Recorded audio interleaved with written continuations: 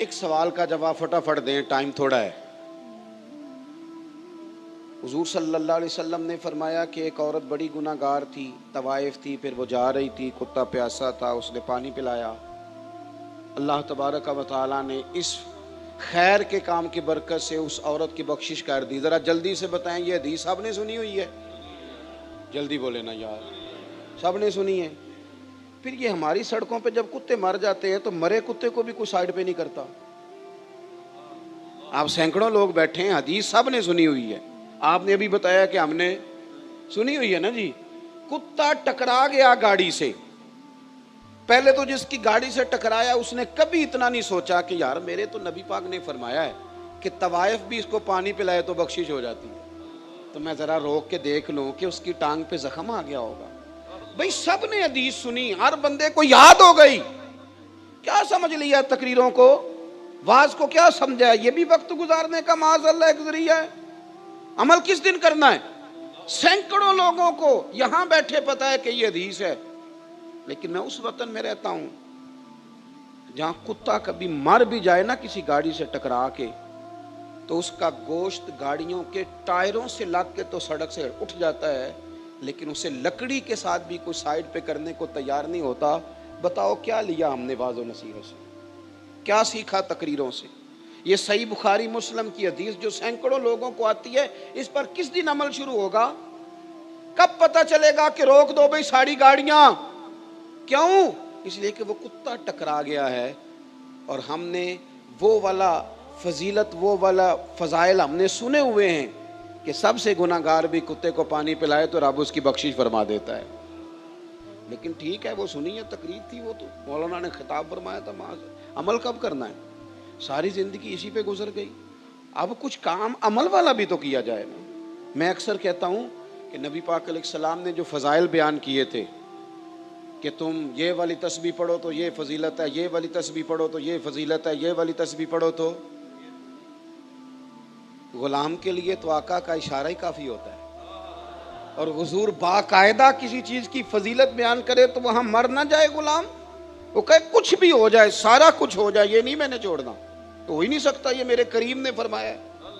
لیکن کیا کرے، سینکڑوں تقریریں ہوئیں، لوگوں نے سنی، بڑے بڑے اکابرین نے گفتگو کی، لیکن بس ایک تقریر اور کر جاؤ، ایک جلسہ اور کر جاؤ، بھئی وہ بڑا مجمع ہوا، مسجد بھر گئی، لوگ کھڑے تھے، مبارک ہو مبارک ہو، یہ تو پتہ چلے گا اگلی نماز کے وقت کہ 3 نمازی بھی بڑھے کہ نہیں بڑھے مسجد میں، یہ تو پتہ چلے گا کچھ عرصے کے بعد کہ اخلاقی رویوں میں کتنی تبدیلی آئی۔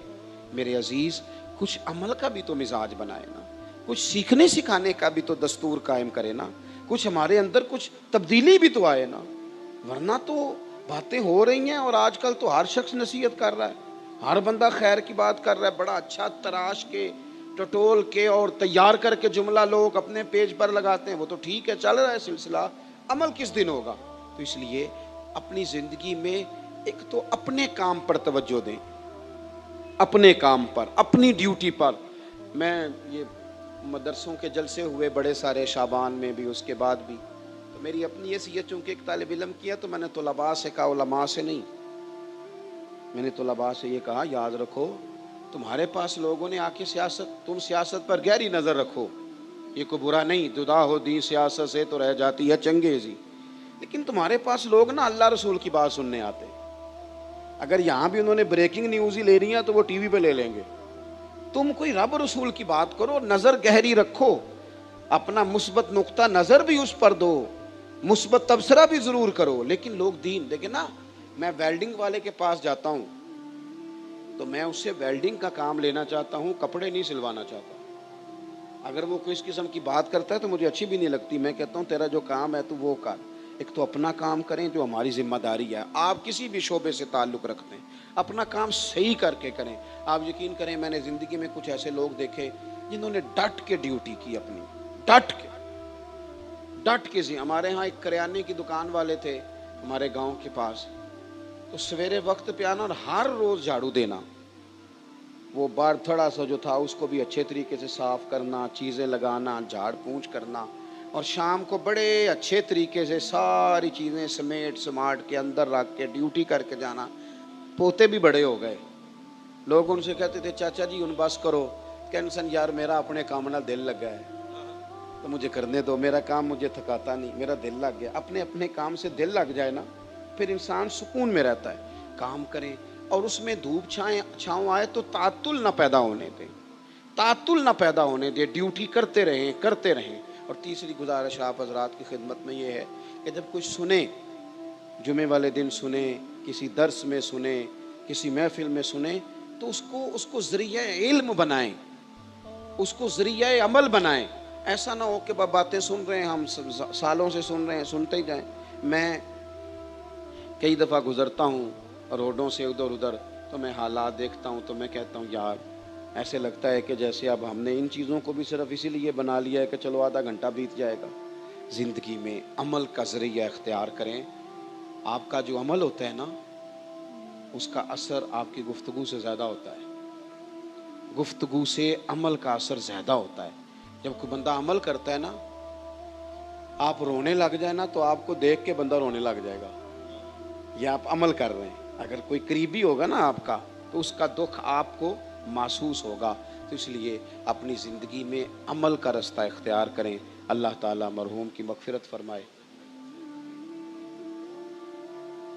تشریف رکھیں ذرا جی۔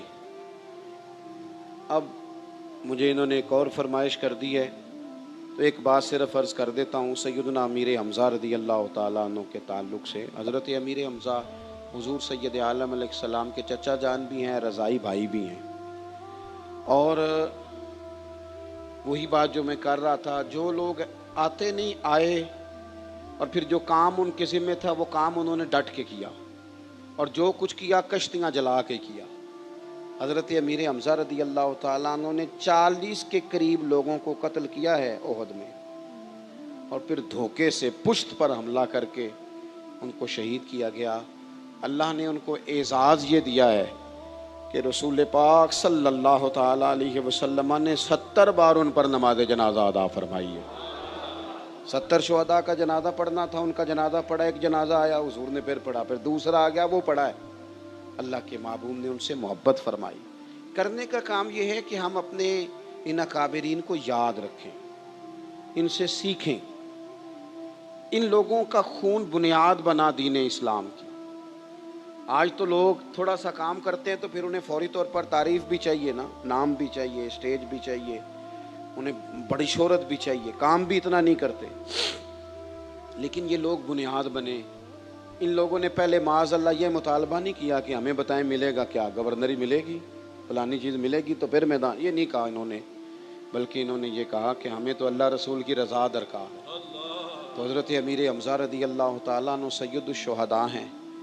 میدان احد شریف میں آج بھی آپ جب جاتے ہیں نا تو وہاں کی ٹھنڈک، وہاں کی خوشبو اور وہاں کا سکون بتاتا ہے کہ یہاں کوئی خاص لوگ ہی آرام فرمائیں، یہاں کوئی خاص ہستیاں آرام فرمائیں۔ اللہ تعالیٰ ان کے صدقے ہمارے حال پہ رحمت فرمائے۔